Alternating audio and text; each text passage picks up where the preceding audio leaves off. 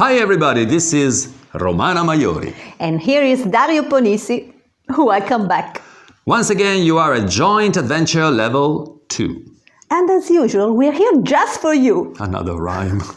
Where do we go from here? Well, as somebody said, the road goes ever on. So today we go on with our exploration of the 7th dominant chords. Which I intend to master soon. Good for you. Your ascent from zero to hero goes ever on. Time to relax. Get your guitar and Play on. Play on! Play on!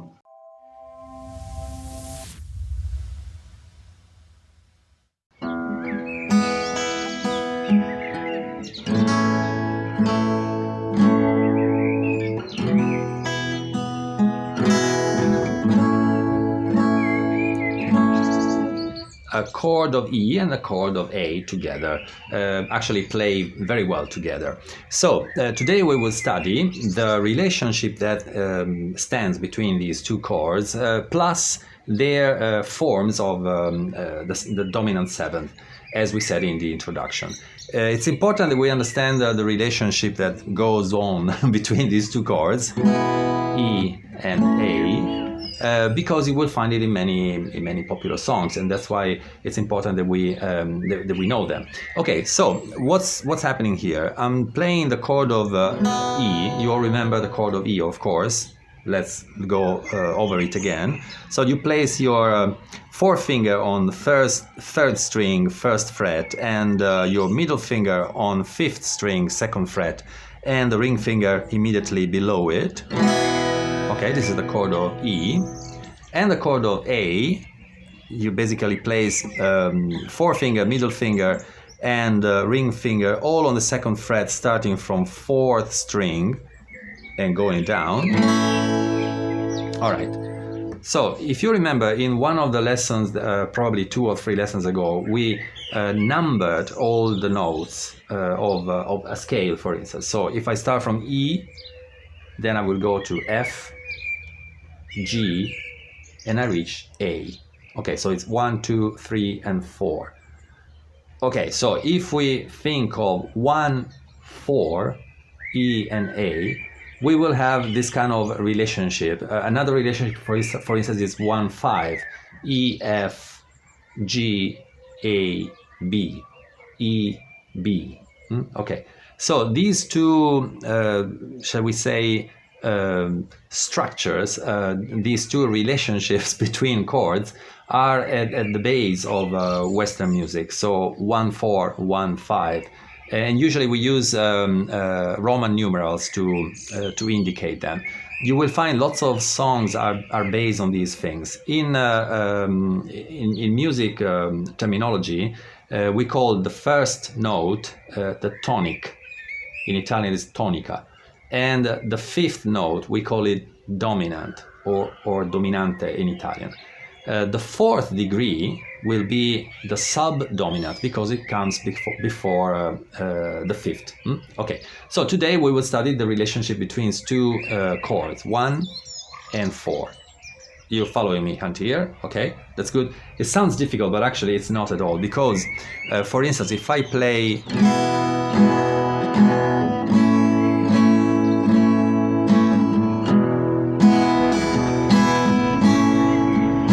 a million songs based on these two chords.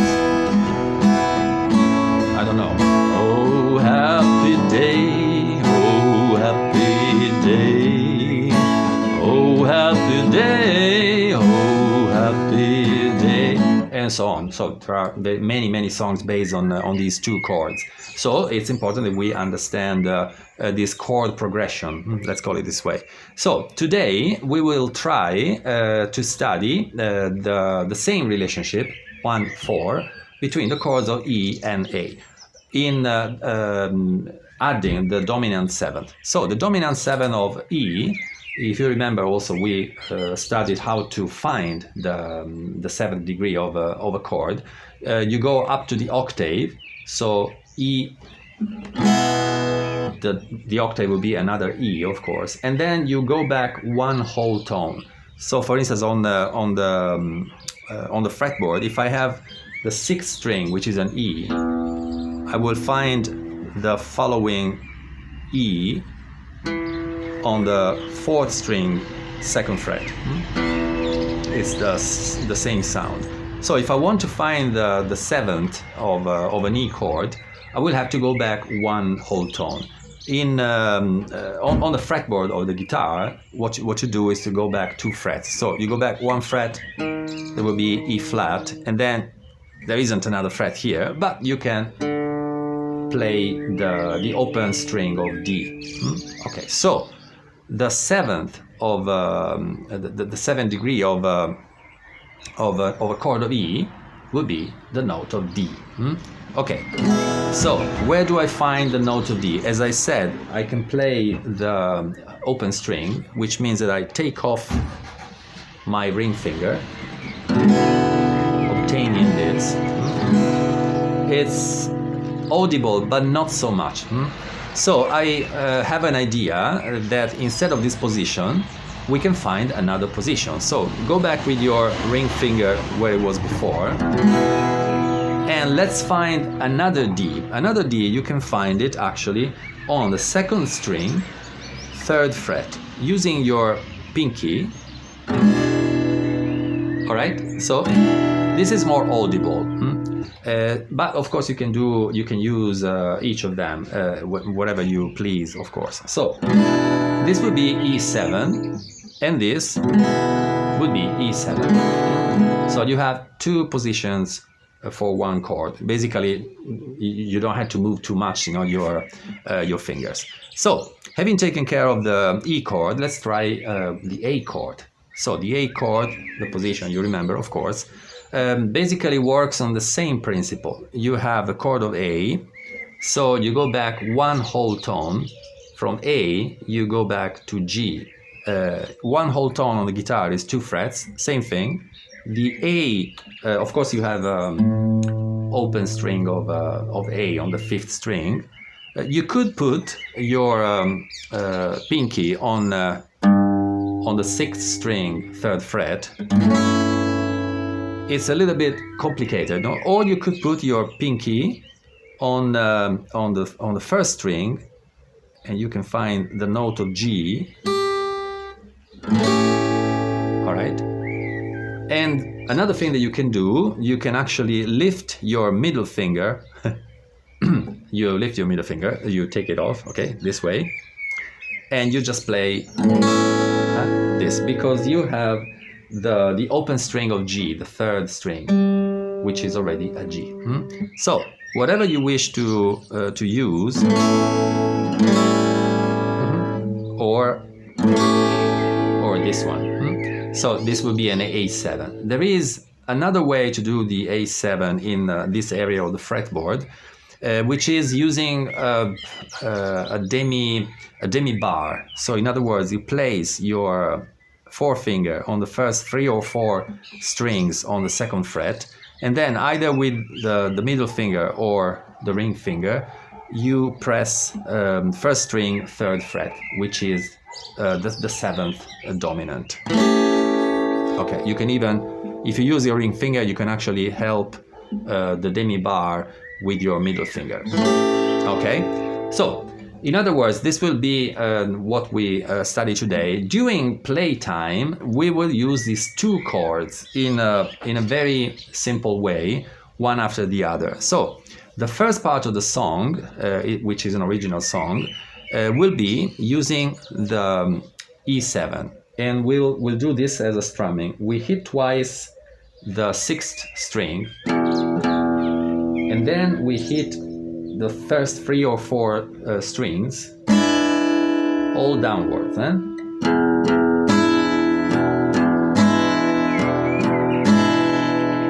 3 times.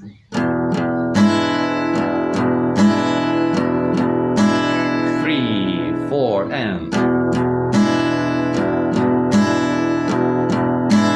3, 4, and so on. And then this will be the introduction and the refrain, and then it will move a bit faster. It will go from E7 to A7, and it will be 1, 2, 3, 4, 1, 2, 3,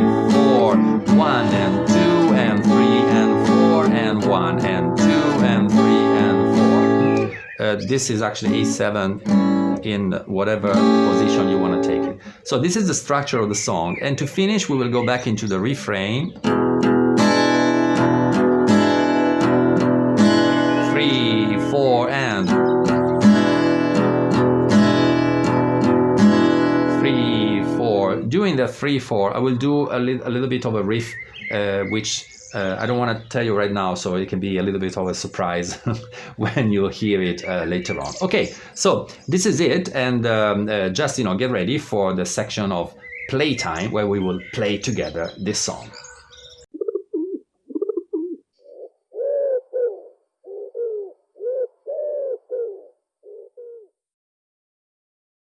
That's right, it's playtime. And we'll get right down to it.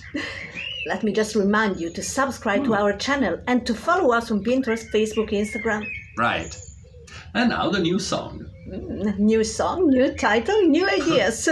We are full of good ideas, you know. Oh yes, true. And the title is... Esemplastic Woman. Esemplastic Woman. Where do we find these titles? Yeah, Esemplastic Woman. Nice to meet you. Oh, Esemplastic Woman. And this is how we play it. Actually, refer to the second part of the lesson, where we explain everything and we went really through it in detail. And so we are ready to start, okay?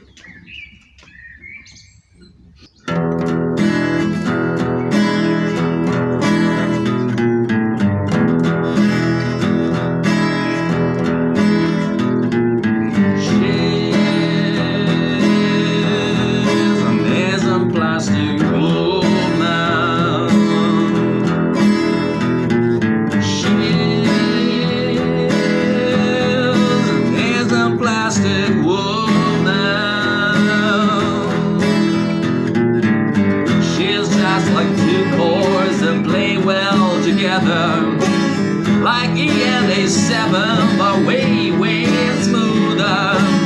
She brings unity and understanding just the way music does. And like E and A7 continues to rise, she's an Esemplastic woman.